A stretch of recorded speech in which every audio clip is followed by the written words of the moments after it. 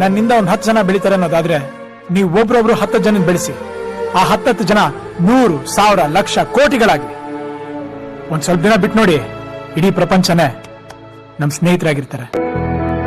ನಿನ್ನ ಕಂಗಳ ಬಿಸಿಯ ಹನಿಗಳು 100 ಕಥೆಯ ಹೇಳಿದೆ.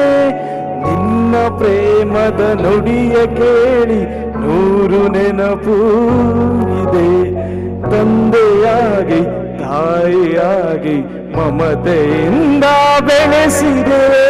ಬಿಸಿಲು ಮಳೆಗೆ ನರಳದಂತೆ ನಿನ್ನ ನೆರಳಲ್ಲಿ ಸಲಹಿದೆ.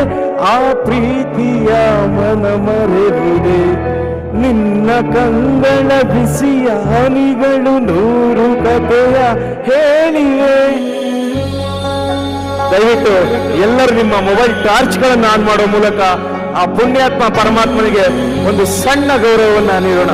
ಪ್ಲೀಸ್ ದಯವಿಟ್ಟು ಎಷ್ಟು